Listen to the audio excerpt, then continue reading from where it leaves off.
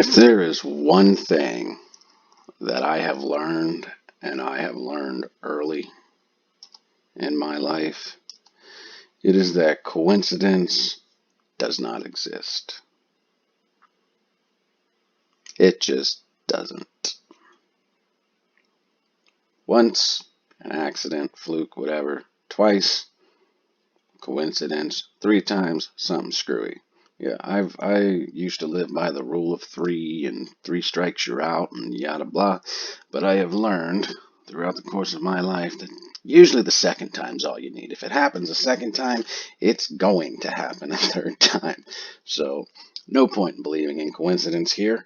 I'll take you down a dark path in my brain and how my brain operates when I see things, because I don't see things the way most people do. I have learned to look at things from a completely different angle. I have learned to ask questions about everything, even if it is just for confirmation of what is being relayed. I want to know for sure, and I want it proved to me, because if you can't do that, then your fucking brain and your thoughts, your whatever you put on paper in a video doesn't get to occupy my brain. Doesn't get to live rent free there. No, no, no. You're gonna pay for that fucking spot somehow, some way. So why am I the only one? I feel like I'm the only one. You got all this crazy shit come out. You got all your favorite YouTubers getting pretty much destroyed. AMC's dying. They're still talking about the same shit. They're not bringing you relevant information. They're just stealing DD from other people and saying the same thing, but not actually digging into anything. They're all looking at reverse repo shit, and they don't even know what the fuck that is, how it works, how it could be relevant. Um, they're not even talking about these ETFs and the manipulation going on there. Nothing. Nothing. All they're worried about is entertaining you. That is how their channels have grown. They've gone from an informational outlet of support and trying to actually teach initially for the ones that knew a little something, something about what they were doing. But once that June 2nd date hit, everything changed. Everything changed. Everything for all these guys became more about money, and we're going to keep talking about what's bringing me money, and that's it, and that's all, no more, no less. I find it very, very strange that TMI and Matt Kohrs both lost their channels on a Friday, which is the slowest day, analytically speaking, for YouTube streamers. And both of these guys' views have gone down, drastically, like a lot, in all this month, all of July.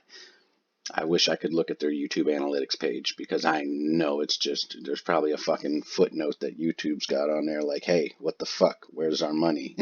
Like, I bet that's what's on there. So, you got all that. You got a bunch of guys losing a bunch of money. So they spend all of July coming up with a way to make a bunch of money. Ape Fest. Nope, gets shut down. Again, whether they were all directly related or not is relevant. Good old Jackson Hunter already said he was signed on, contracted, whether he was playing music or doing whatever, he was involved. All the other streamers had no idea what was going on with it. It popped up out of nowhere, but apparently Jackson Hunter knew what was going on somehow. He was the only one, except Trey. Trey knew the guy that was putting it on, blah, blah, blah. We're not going down that rabbit hole again. I'm just making a point that they attempted to capitalize on the ape shit when they were losing money. We were losing money. Nothing was going on.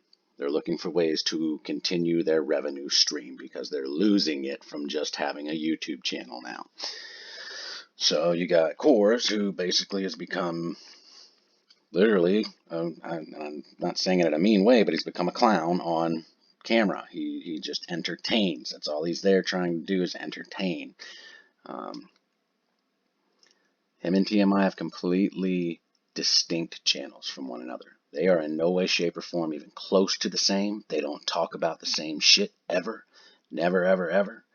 Um, I find it strange that TMI had Trey on.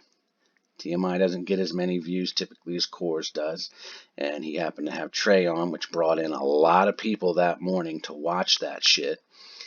And then all of a sudden he loses his channel. Well, what do you want? If you're going to stage a coup like this, and believe me, I 100% believe this was staged. I believe it was staged entirely just based on when both of them lost their channel. It's the day that makes the most sense, especially Kohrs. His at the end of the day, he got to get through the entire trading day pretty much, get his revenue for the whole day, and there's like an hour left in the trading day when he loses the majority of his people, because after about 1 o'clock or whatever is when his stream really, really starts losing traction. And then he loses his channel.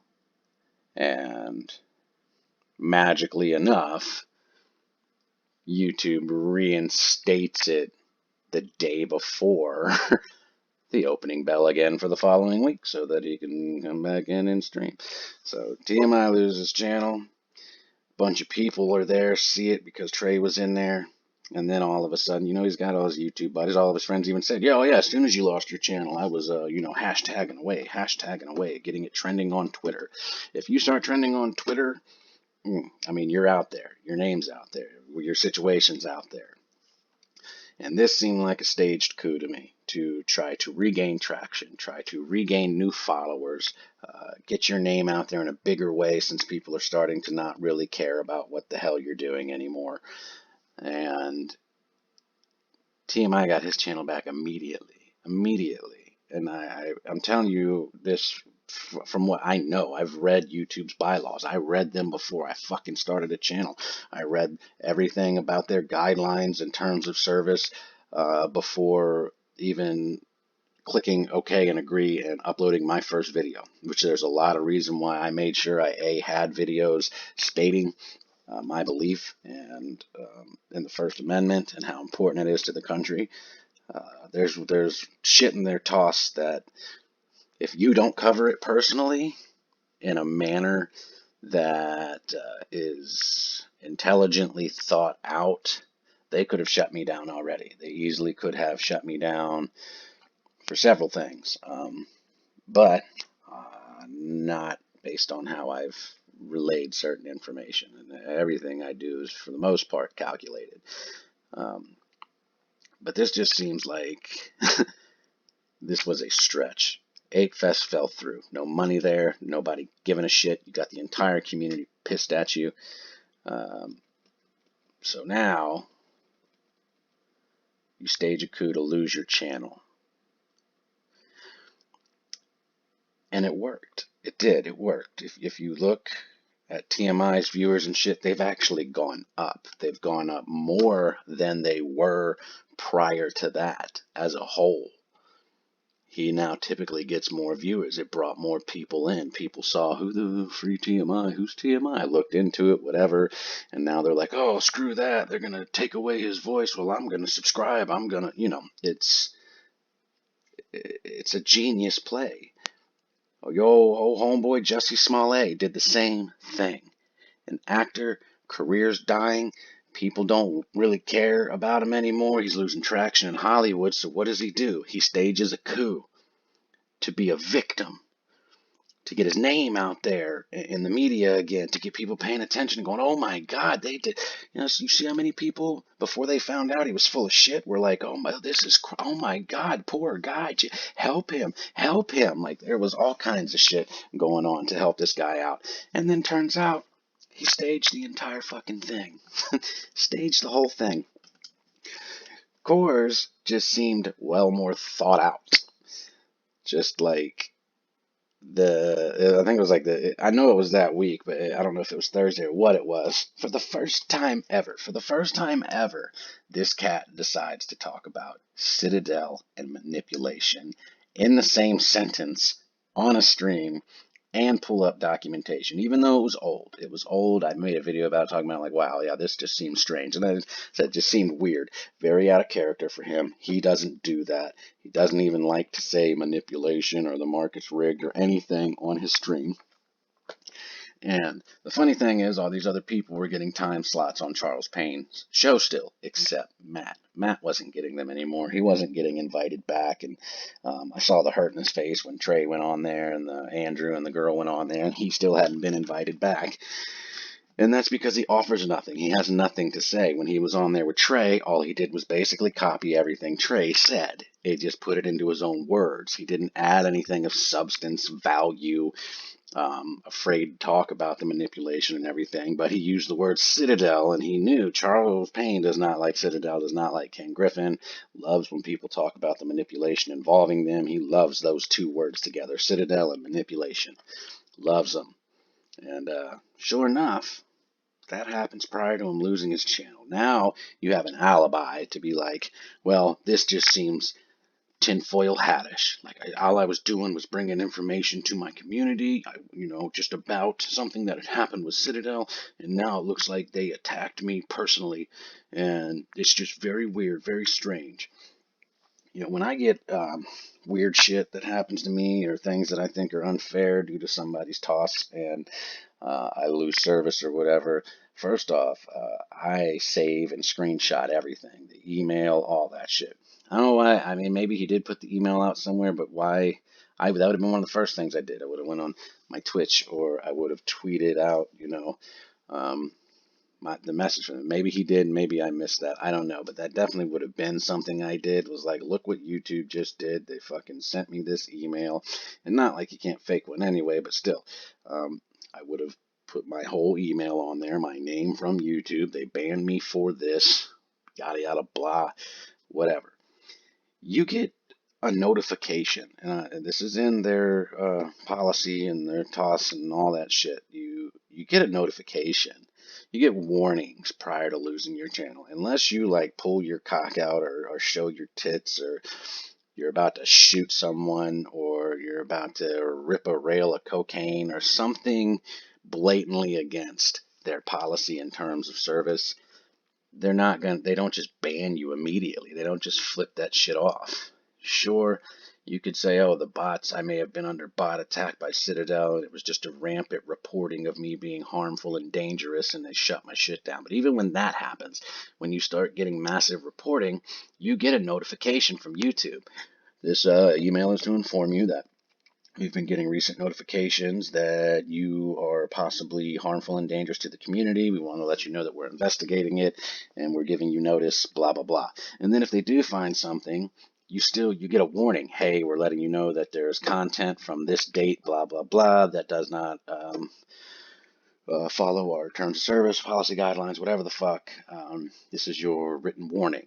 And this guy's lost his channel twice in 3 months just out of the blue. Not saying it's not possible and it didn't happen. All I'm doing is offering a different perspective, because I don't believe in coincidence. I just don't. Like I told you all before, these guys became entertainers. After June 2nd, they no longer became an outlet for you to get reliable, factual resources and information from. They became entertainers.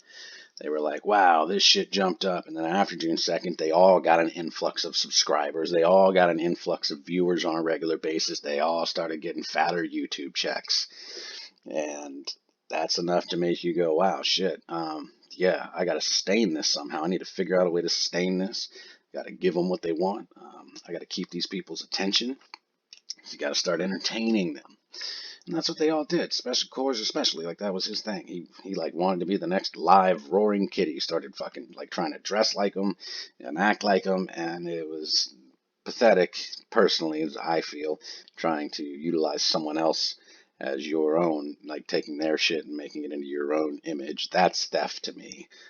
Be yourself, dude. Like, be yourself. Don't fucking mimic someone else. Religiously. If you're doing it as a joke for a minute, cool, whatever. But when you continually do it, come on, man. And again, I don't feel like Matt Kohrs intended to be this nefarious steal money from you type of guy. I think he did not realize how careless he was being when everything ran up, and how he just wasn't informing his audience like he should have about options, how dangerous they are, and he was just too open with it. And a lot of people lost a lot of money because of him, and he did too. And I don't mean it was intentional, because he lost a lot of money too. He was just very, very careless. That is harmful and dangerous to a community. That is. It doesn't mean that you have to be beating the hell out of somebody or threatening somebody. You're harmful and dangerous if you're costing people money, if that's financial harm to them. And I don't think he intended to do it, but either way, he did. And somewhere along the way, he realized it, which is why you don't see his positions anymore, which is why he's getting all this ad revenue. Now he's trying to turn himself into an entertainer. Nothing to do with financial advice or anything, so he doesn't get sued or blah, blah, blah, whatever the case may be. But, yeah, this was just too convenient. Too convenient. You lose your channel at the end of the day, on the slowest day that you even have. You get an entire weekend, a whole weekend of getting your name pumped up again, getting the story out there. You get to go on Charles Payne and all that shit. Got your channel now. Like you did what you set out to do. You needed to get your name back out there some way, somehow, and reach new people. What better way to do it than to lose your channel, have an entire social media platform like Twitter and other YouTubers telling this story, getting it out there, your name's being said more everywhere, and then all of a sudden you just, like that, snap your fingers, you got your channel back? This shit don't work like that. It doesn't work like that. Like I said, you get a notification, you get a warning about your channel. If they do ban you, you typically, you get an explanation, and then you have to appeal it. And the appeal isn't over in 5 minutes. Like, there's typically a presenting evidence side, like where you present your evidence and they have to present their evidence, and then you figure out who went wrong where and how it happened, and if it was a mistake, it's cleared up. And again, this is just giving you a different angle, because there's just so much silly shit that's happened in the past 30 days. So much silly shit and convenient shit. And I personally don't believe it. And like I told you guys, one of the reasons a lot of things started, I really started paying attention, was when TMI and all of his buddies started streaming together. When they started trying to build a collective entertainment group of streamers. And you bring your guys onto your stream, well, now you get all of his subs. All of his subs are going to come over to watch him on your stream. You guys have doubled or possibly tripled, depending on how many of you brought another guy on, your subscribers.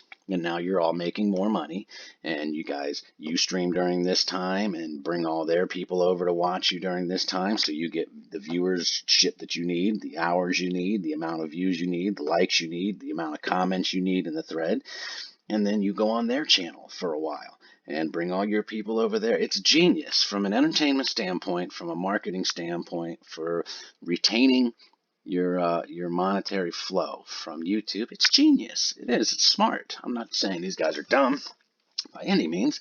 I'm just telling you, you're being used. You think you're here for AMC and to learn something and to figure out what's going on, and you're not. You're being used to gain money by these guys. And this was the greatest coup I've ever seen in my life. Friday and Friday, smaller YouTuber compared to a much larger YouTuber, completely different channels.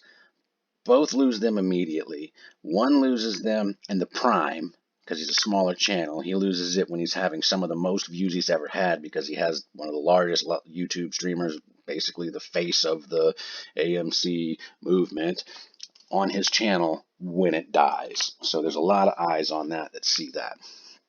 The other guy, who already has ad revenue and all that, whatever contracts he has signed, his channel goes out at the end of the fucking day, when he's like lost all of his viewers for the day anyway, on a slow day. And he gets it back the second time. Second time you've been shut down. That sounds like you would lose a channel for an extended period of time if it was a second offense in 90 days. I mean, that's like probation, man. You're going to fucking jail, dude. You're twice in 90 days, you did the same shit, you're going to fucking jail. But again, they're supposed to notify you of this shit. No notifications, no sharing of the notifications, the email, or any of that shit. And then all of a sudden it's just like, oh yeah, I'm back. Thanks, guys. And again, his entire thank you video is him trying to look out the back of his skull. And then look like he just, like it would look like great acting. That's what it looked like, great acting, like getting choked up and shit. Thank you, guys. But I call bullshit, honestly.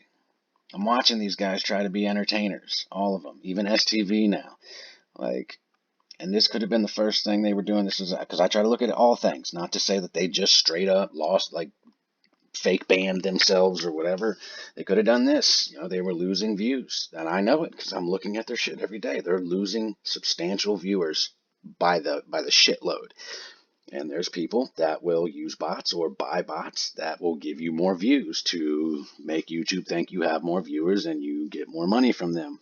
Your analytics are really, really good, but it's illegal.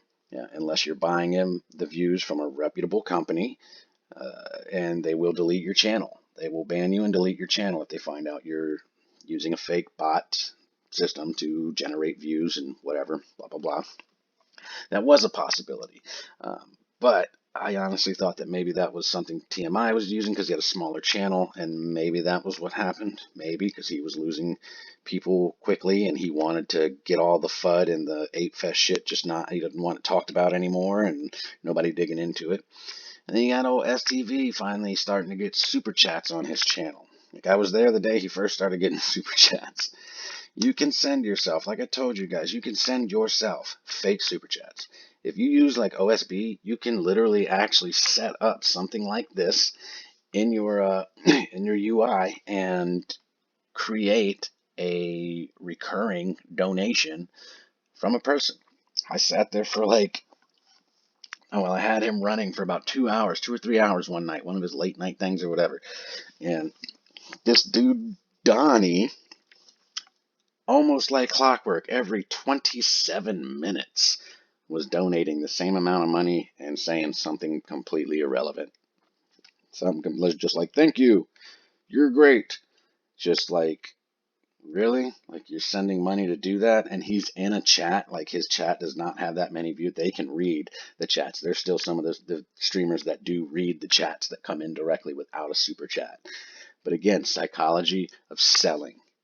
When people start seeing you paying for something, or they're around people spending money, they want to spend money too. But this cat, this Donnie cat, I'm telling you, for 3 straight hours every 27 minutes, I think he sent 6 or 7 super chats. Same thing, just a silly little message. No question asked, nothing of substance, just, you're great. Oh, cool. Like nothing. And it looked very bottish, looked very fake. And these guys do this. They do this. Like I told you, they have actual bots. You could buy a super chat bot, and it will just completely you load it up with money, real money, because it's so that it's real to YouTube too. It tricks YouTube because you can tell the difference between fake ones. Only the YouTuber can when they look at the revenue stream if it's a fake super chat or a real one.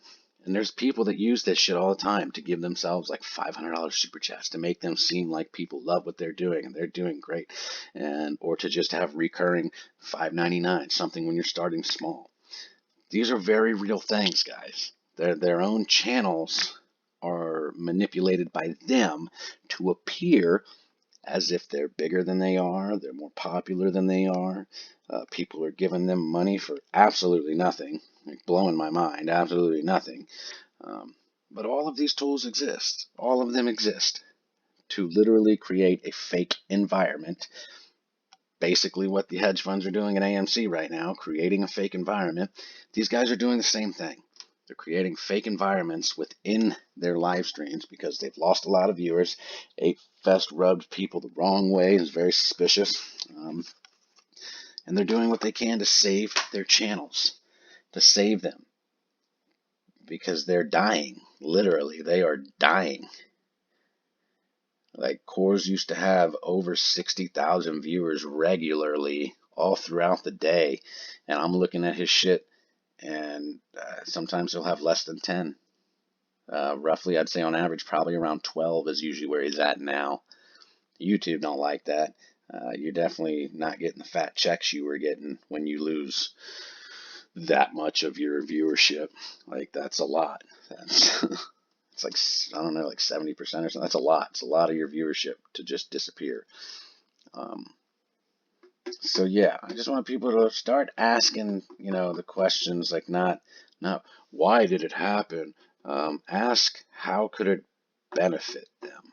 These guys are entertainers now. They're celebrities in the AMC world on YouTube, and now it's about sustaining their career.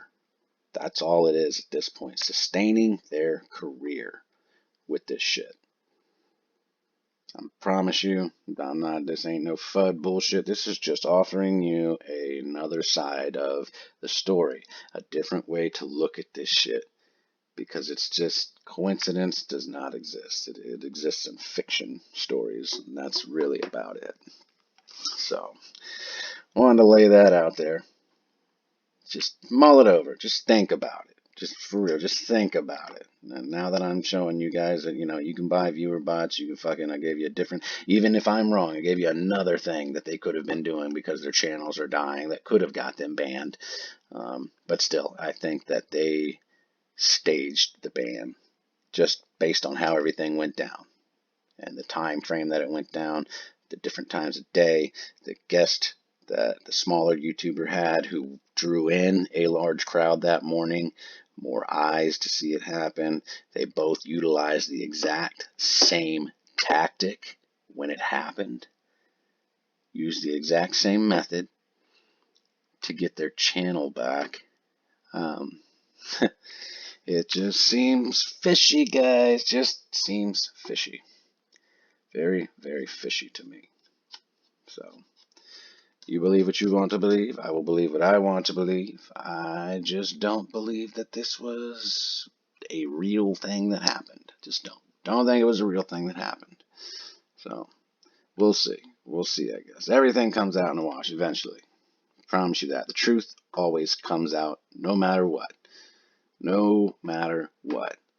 Somebody like me with more time may end up actually hacking into these guys' accounts and seeing if they disabled their channels themselves, maybe hacking into their emails to see if they really got a YouTube message saying that their channel was banned for XYZ, actually hacking in there and seeing if they're using OSB and what settings they have set up on the UI, if there's donation bots. These are all things people could find out if they wanted to. Yes, it's illegal. It is illegal to do that, which is why I'm not saying I'm doing that or going to do that, but I'm saying somebody could very easily figure all that shit out if they really, really wanted to. So, just be careful, guys. That's all I'm saying. Just be mindful of who you're giving your time to. You don't get that back. You do not get your time back.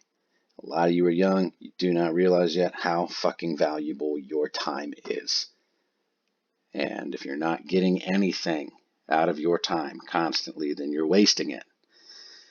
Yeah, for me personally, watching these cats is a huge waste of time at this point. There's nothing they offer you of substance or give you in return. And you literally give them paychecks every month with what you do. So, alright. If you disagree with me, cool. Whatever. I don't care. Not a big deal. Believe what you want to believe. If you want to come on my channel and start running your mouth about it or something, I hope you've got something to prove me wrong. I hope you've got proof. Something I can look at and you can go, no, look, see here. I talked to YouTube and they told me directly that they did ban them and blah, blah, blah, whatever. You better have some hacked evidence with timestamps and shit on it too. Alright, I'm out of here.